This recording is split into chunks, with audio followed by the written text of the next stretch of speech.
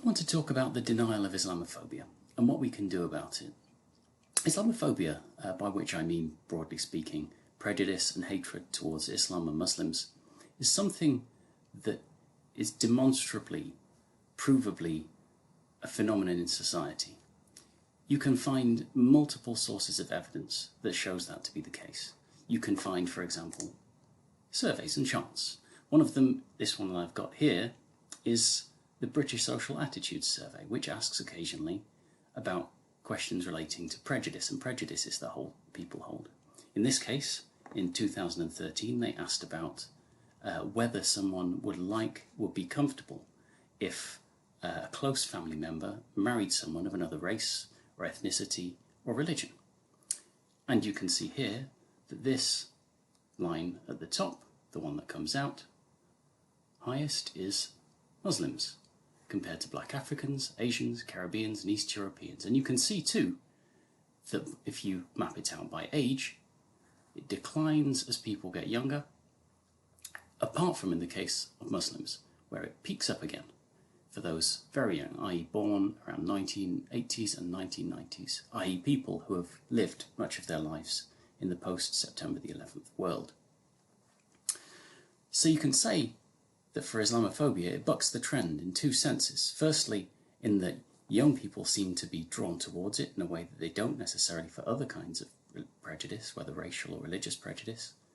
And secondly, there are a variety of people in British society who will be tolerant of other ethnicities and religions and people, but not of Muslims. To give the British public their due credit, though, they also recognise the problem. So if we look at the Home Office Citizenship Survey, which asks about whether people feel there are a greater level of prejudice towards certain groups than there was in the past, and you compare groups again, you can see this line going up here. This is between 2003 and 2007. This line going up here is for Muslims. It's going down for asylum seekers and relatively static for Asian and Black people. People recognise that there is growing prejudice towards Muslims. You can see this also in comparative studies. So this is taken from an Institute for Jewish Policy Research report into anti-Semitism. It was a widely covered report, a report that showed successfully, in my view, the extent to which moderately felt forms of anti-Semitism pervade British society. But it also compared different religious groups. It compared Muslims, Hindus, Jews and Christians. And although it caused quite a stir when it was initially released for revealing the extent of anti-Semitism, virtually no one, no media source, not even many academics or scholars or people with a dedicated interest really noticed that at the heart of the report it showed that prejudice towards Muslims, which you can see here, it asks about unfavourable to somewhat unfavourable to favourable and very favourable views of different groups. The ones who come out as having the most prejudice directed towards them are again Muslims, and that's something that's common in surveys and polls conducted by groups like Hope Not Hate and related polling organisations. It's consistently shown that a vast number of people in British society feel that Islam is a threat to the British way of life. Nearly a majority, not quite a majority, I think around 40 to 50%, think that there may be areas that are governed by Sharia law. And that forms a majority for certain groups of society, almost a majority for Conservative voters, but a majority for Conservative members. Then you can turn to other forms of evidence too. You can look at news production. Here's 3 examples, of which I'm just going to focus on the one on the top here. Animals dying in pain because of Muslim ignorance over stunning. Something that was reported in the Times, it was reported in the Mail, in the Metro. A large number of centre-right, right-wing, and in some cases broadly centre publications, largely repeating that headline, animals dying in pain because of Muslim ignorance over stunning. But of course it was based upon a report by the staff at the University of Bristol, which said no such thing really. What it actually showed was that the vast majority, some 95% of imams and scholars that they spoke to, actually think that animals who are stunned before they are slaughtered can still be slaughtered in a halal way. The report showed that actually the majority of halal meat is produced in a way that is stunned, and it focused in its in the news coverage at least, not necessarily the report itself, but the news coverage focused on specifically Muslim ignorance, completely oblivious to the fact that, of course, Jewish people slaughter meat in not exactly the same way, but a broadly similar way.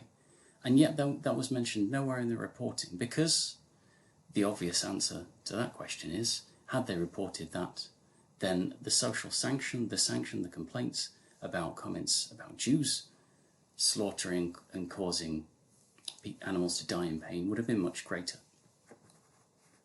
One can turn to other forms of evidence too. This is a map that was produced by the organisation Tell Mama, who monitor anti-Muslim hate crime. And this was produced shortly after the murder of Lee Rigby. And it is a map that you can still find on the internet if you want to look around, and I recommend you do, because it showed that in the weeks following Lee Rigby's murder, there were 44 attacks on mosques and other Islamic centres across Britain, and it maps them on, and it tells you exactly what happened at each one. And it makes for pretty depressing reading, because you look through, even though this is something a long time ago now, the cluster of them and being able to look at them across the different examples reveals such a range of different things, from arson attacks to pigs' heads being left outside of mosque doors, to graffiti, to poor people walking into mosques with knives, to attempts to try and just smash windows of several mosques that happened. And that is something that not just happens when there is a terror attack caused by people who make some kind of a claim upon Islam. It happens regularly. The extent to which there are hate mails directed at mosques, and low-level vandalism and sometimes quite high-level violence is directed at mosques is genuinely worrying, but it's something that is covered almost nowhere in the British press. Can you imagine, for example, if 44 churches were attacked by a group that is actively opposed to the presence or public presence of Christians? It would have been a national scandal, and yet here we see almost nothing. And why is this? Well, I can't help but feel it's partly to do with a very sophisticated, in some ways, form of denialism about Islamophobia and its reality, and ways in which Islamophobia is minimised, ways in which Islamophobia is questioned. Here are some examples, slightly different examples, some I'm more sympathetic to than others. We'll start with the one at the top. This is an article published by Charles Moore, the columnist for the Daily Telegraph, who was recently, supposedly at least, put forward for some kind of senior role within the BBC. Now, he published this article with timing that is probably best described as being somewhat curious, a few days after the murder of 50 plus people in New Zealand who were praying in a mosque. And his response, which I'll leave you to judge, was to say that a law against Islamophobia is a terrible idea, despite the fact that, as far as I can tell, no one really is calling for a law against Islamophobia. I work with organisations that lobby for better protections against Muslims. I don't know of one who seriously calls for a law against Islamophobia, precisely because, in a sense, we already do have that. We have equality laws, and they outline religious hatred, and they outlaw religious hatred, and they outlaw discrimination on the basis of religion and belief, and that covers Muslims as it does every other religious group. No one is seriously proposing some kind of a law which would make criticism of Islam illegal, or even very fundamental objections that are baseless. No one wants to rule those things out. You're allowed to make mistakes, you're allowed to say stupid things, and no one wants to say anything, change that really. Similarly, we have these other examples which I'm marginally more sympathetic to, because these were both published around the time that the last Labour government was seeking to implement better religious hatred protections. And indeed, this kind of lobbying resulted in certain changes to those laws, those being not necessarily watered down, but refined. But nevertheless, both claim in different ways that Islamophobia is either a myth, in the words of Kenan Malik, or a nonsense, in the words of Polly Toynbee. Ostensibly, at least, because Islamophobia is conflating two different things. It takes questions of race and racism, things to do with a person's appearance or skin colour, things that I cannot change. I cannot change being white, any more than someone who is black or brown can change their own skin colour. Things that have nothing to do with people's beliefs or ideas, and then supposedly conflates them with religious belief, which is something one can, to some degree at least, pick and choose, or one can which can develop into genuinely dangerous forms. Now, to a point, that criticism has some kind of a basis, but there is a point at which it becomes, in my view at least, deeply unhelpful. It's partly to do with the criticisms of the semantics of Islamophobia. Often objections to Islamophobia will take the form that the term itself makes very little sense, which in fairness is kind of true. Islam and phobia, it's a kind of merge, it's a borrowing from traditions of opposition to homophobia, for example, which itself is a borrowing from other kinds of phobia like arachnophobia. So it's got a strange history, and it's not the best word to use, and anyone can accept that. But at the end of the day, words are pretty useless things for describing the complex reality that they're used to describe, and that applies to any kind of hatred and discrimination. It could be said of anti-Semitism, for example. Anti-Semitism as a term broadly construed to mean hatred of Jews and Jewish people and Jewish religion is a very poorly worded term. It doesn't work very well, and we only have it because of the particular history in which so-called Semitic cultures were described, that kind of vocabulary. Similarly, racism is a word that is in many respects not up to the job we give it. We think about racism as being hatred of people on the basis of their skin colour, and that has a certain basis, of course. But it's also tied towards notions, it's supposed to describe notions of biological superiority and inferiority. But as people ranging from Tariq Moudud to Nassamir will explain to you, actually many forms of racism that are publicly accepted as racism, such as racism directed towards South Asian people, make most of the time very few claims about biological characteristics.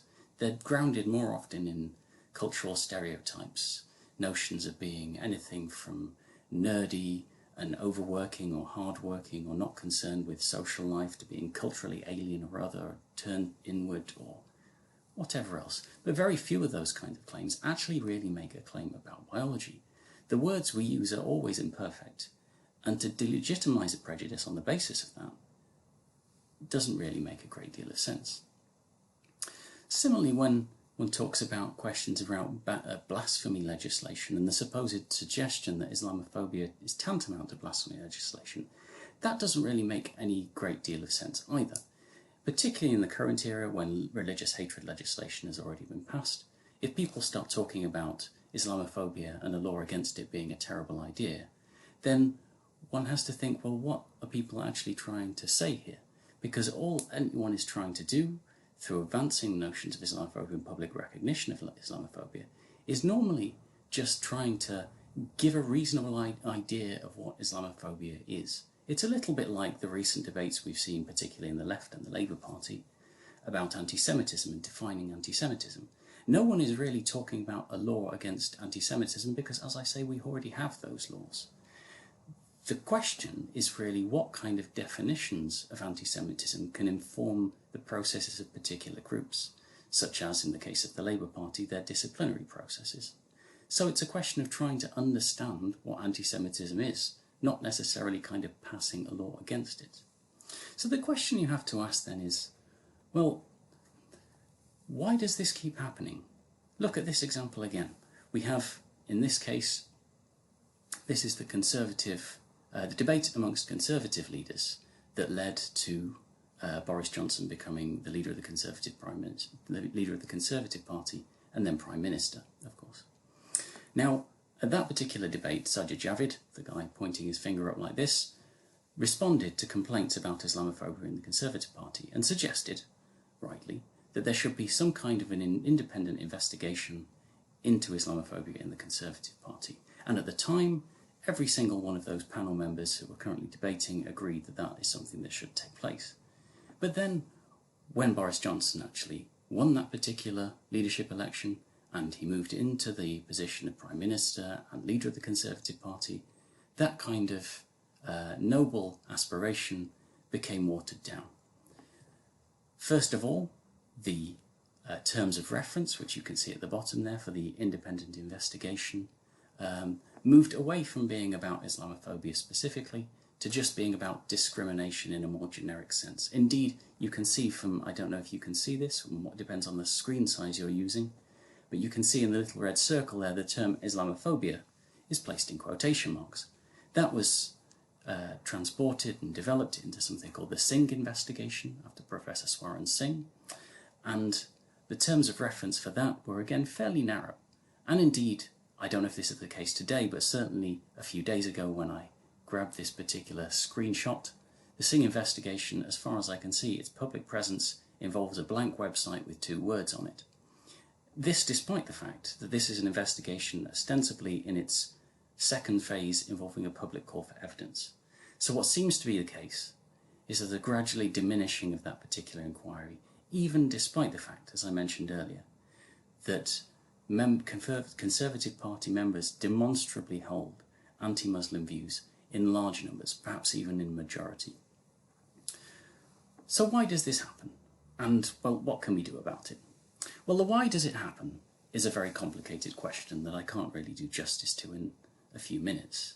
I think there is something to be said for it being a little bit like the thread on a jumper, where as soon as one starts pulling away that thread, you realise what is there potentially to be revealed.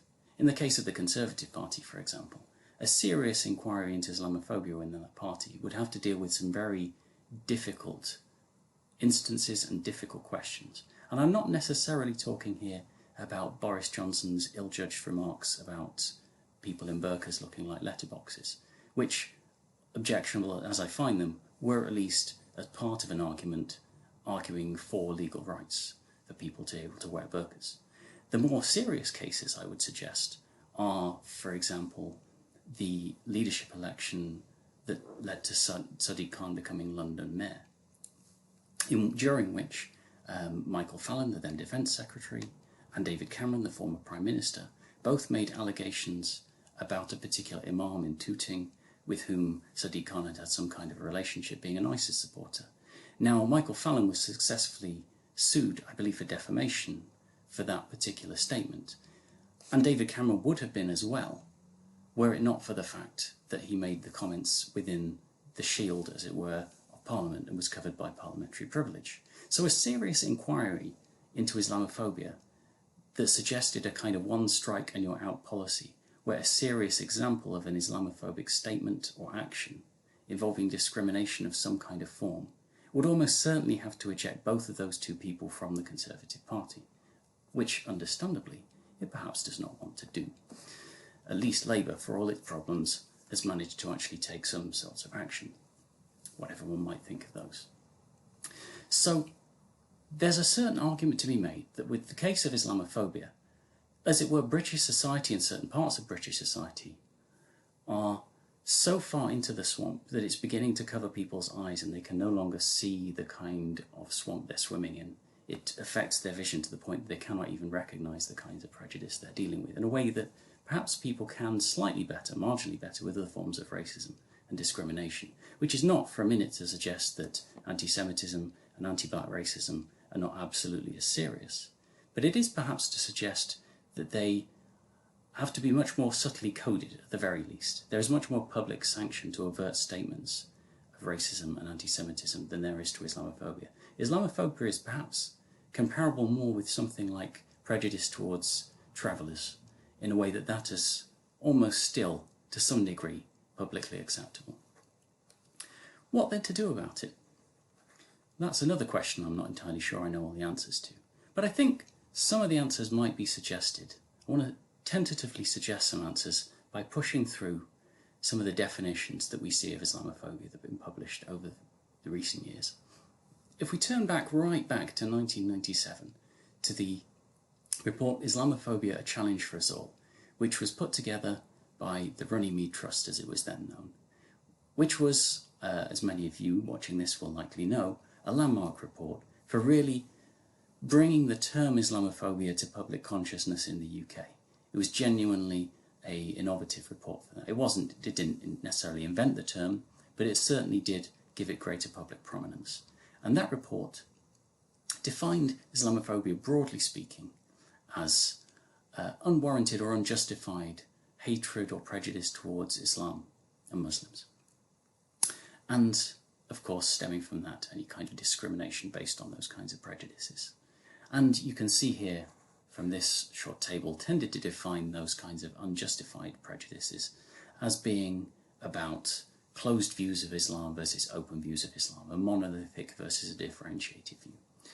Now that form of definition and that report are generally regarded by those who have sought greater recognition for Islamophobia as being a big step forward and a positive step forward. But in recent years in particular, that report has been criticised by various people.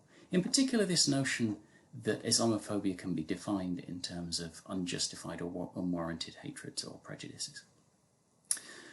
Not least because that seems to suggest that some kind of hatreds are warranted, which people are not always comfortable talking about. Hence this revised definition that one finds in 2017, published again by Runnymede, as it is now known, and Farah and Omar Khan. A very good report again, if you fancy reading up on these kinds of things.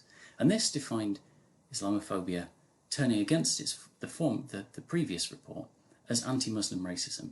It suggested that the first part of the definition, where we talk about the earlier definition, where we talk about hatreds of Islam, is not necessarily where we should be focusing. We should be focusing instead on the consequences of Islamophobia. So their extended definition suggested that Islamophobia is, I quote, any distinction, exclusion, or restriction towards or preference against Muslims, or those perceived to be Muslims, that has the purpose or effect of nullifying or impairing the recognition, enjoyment, or exercise on an equal footing of human rights and fundamental freedoms in the political, economic, social, cultural, or any other field of public life.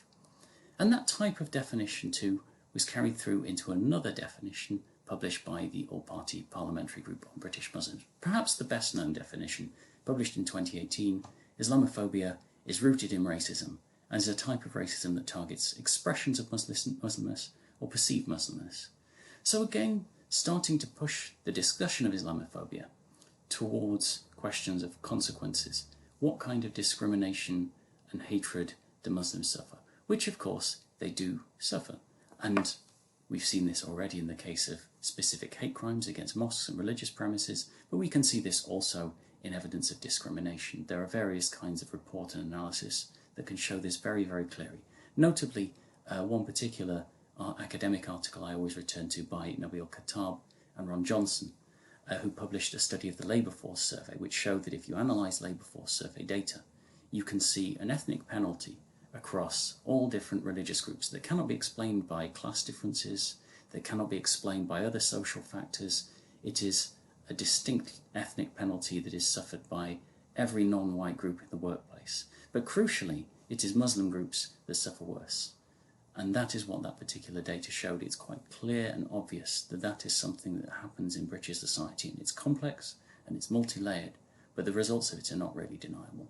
And so to focus these kinds of definition on racism and discrimination is an attempt to try and target Islamophobia at those kinds of instances of hate crime, differential treatment in terms of rights frameworks, and discrimination as well. Which of course is hard to disagree with, and I have no intention of doing so.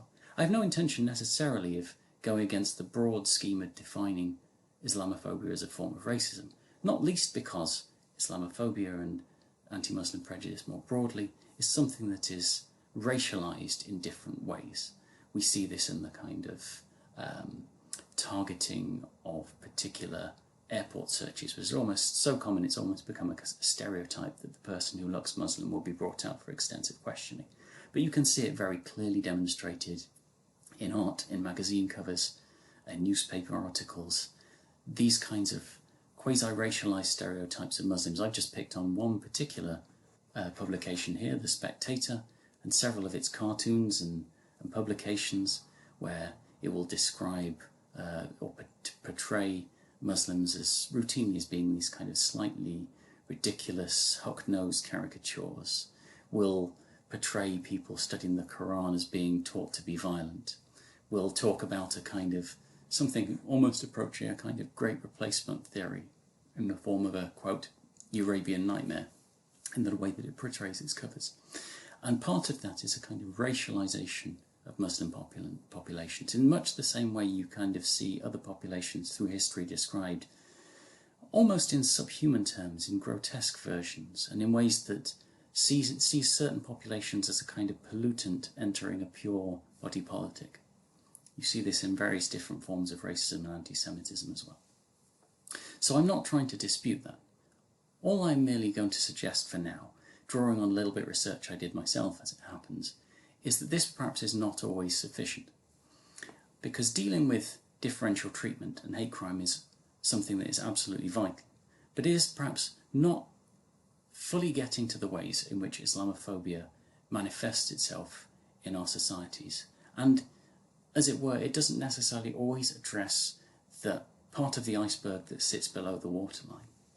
I remember when I'm a sociologist by training and by profession, and I interview people about their beliefs and their lives for a living. And one of the projects I was once involved in, quite recently in fact, involved talking to people about their views about science and religion, and how religion and science relate to one another. That is part of the research that I do. And I did in these interviews with 60 or so people in the UK, and my colleagues 60 or so people in Canada. And one of the things that kept on coming up when we started talking about, for example, what religious people think about the theory of evolution, was that Christian traditions and other religious traditions were described in a certain way, where Christian traditions would be talked about as potentially a source of anti-scientific thought or sentiment. Some Christians certainly would deny the theory of evolution, but there was a variation within that tradition because the Bible is read different ways by different people. Similarly with any other religious group, most of whom the people I was talking to didn't really know a great deal about, if I'm honest. But then when it came to talking about Islam and Muslims, we encountered something very different. I'll give an illustration to suggest it. So I'm talking to someone who we'll call here Brian. He was someone who identified as a humanist and a professional musician in his 40s. And I started by talking to him a bit about who he thought might suffer prejudice in society. And he spoke of atheists, people like himself, who in some ways were discriminated in the sense that humanism is not necessarily included on religious studies curricula, and so is excluded in that sense. And then he went on to talk about atheists and Muslims. You can see here, so I asked him, are there particular groups you think are subject to more prejudice than others? Could you name any at all? And you can see from the photo there that I've developed something of a different look during lockdown. And he said, well, I think atheists and I think Muslims. Muslims are categorised as having broadly similar view of the world, which is just nonsense. And I think that definitely is a problem in this country. So this was someone who had very liberal perspectives on life. And then we went on to talk a bit more about the Bible and evolution and religion more generally. And he said something like the following. This is one example of many from this same interview. He said, well, he was talking about biblical interpretation and the way that that can influence people's readings of science. He said, well, it starts okay, the truth is in the Bible, so we need to go and follow the Bible. It can't be challenged in some religious people's mind. And I know that's a very simplistic view of Christianity, but as far as Islam goes, that is the way that Muslims are required to view the world. And that is that phrase there, that there's somehow a kind of requirement for Muslims to see the world in a very particular way. That Muslims are necessarily people who interpret the Quran in a literalistic terms, was something that was very, very common across all the interviews we did. This just blanket assumption that to be Muslim and to be a believing Muslim is necessarily to be a literalist in the way one interprets the Quran and other forms of scripture, hadith and so on. Now, of course, the people I'm speaking to didn't really know what hadith was most of the time, I should say. That's one qualification. They were normally talking about the Quran specifically. But across the board, there was this general assumption that there was no kind of tradition of any kind of allegorical interpretation of the Quran, which of course is just as a statement false. If you believe that, then you are, to some degree at least, prejudiced. And I'm not necessarily asking you to sort of pass a law against people thinking that, but you still have to say it's wrong, and you still have to say it's a prejudice. And what interested me particularly was that we found various types of people. We found some people who would be kind of, I hesitate to use this kind of term, but sort of classically racist, people who would weave together narratives about Islamic fundamentalism and Muslim violence with much more dramatic narratives about population change, about great replacements, about terrorism and violence and all these kinds of things, and sometimes overtly racist narratives about inbreeding amongst Muslim populations we encountered, for example. But oftentimes we didn't find any of that. We found people more like Brian who were kind of very liberal, open-minded, didn't even really know they were being prejudiced when they talked about the Quran and about Islam, but nevertheless said these kind of blanket statements, huge generalizations about the Quran. And it strikes me that that is an important part of what we think about of Islamophobia, and has to be part of the way we respond to it. We often think of Islamophobia in two terms. One in terms of kind of anti-racism, and another in terms of religious literacy. Religious literacy in the sense that knowing what is and is not a correct statement about a religious tradition. And then on the other hand, anti-racism as being activism and campaigning against discrimination. And oftentimes, it's been the case that those two kinds of community have pulled against each other a little bit, because sometimes it's to do with the particular groups people mix in. Anti-racist activists are quite often quite secular types, and that was something that became very clear some 20, 30 years ago around the time of the Rushdie affair, for example. But increasingly, I want to suggest that really to address Islamophobia is going to require those two arrows that are pulling apart to much more closely move together. Because I don't think seriously you can address Islamophobia solely in terms of anti-racist activism and solely in terms of focusing on discrimination and hatred of the sort that the later running Reed report, though I very much enjoy reading it and agree with the vast majority of its contents, I don't necessarily fully quite appreciate the ways in which we should try and deal with the iceberg that's below the waterline, so to speak. The subtler prejudices about Islam and Muslims, which can easily go unchallenged. Often I sometimes think the people on the secular left in particular just sometimes cannot even recognise the prejudice directed against Islam and Muslims. I sometimes think this about, you may have seen if you followed the news, the Muslim news, that some years ago when Michael Gove was Secretary of State for Justice, I think it was, in charge of prisons, and there was a minor scandal suggesting, and I don't know the full details, that he was trying to move against certain varieties of Muslim chaplaincy. And what appeared to be the case, at least, in the reports that were made, was that this was partly grounded in his view that, in particular, Deobandi Muslims were, in a sense, kind of not fully accepting of British values in the political terminology. And that was a particular challenge that was really, at the time it seemed at least, presenting genuine threats to people's employability in chaplaincy services. And yet there was no comment about it in the secular press whatsoever. It just seemed almost like they couldn't recognise it. And I think if we are going to make headway with Islamophobia, particularly if we're going to start challenging these notions that Islamophobia can be regarded as a myth or a nonsense, or just being able to start addressing these kinds of claims that all discussion of Islamophobia is seeking to close down debate, we actually have to start narrating the kinds of misperceptions of the religious belief as well, as much as we do discrimination, racialization, and other forms of hatred. And that is where I will leave it for today.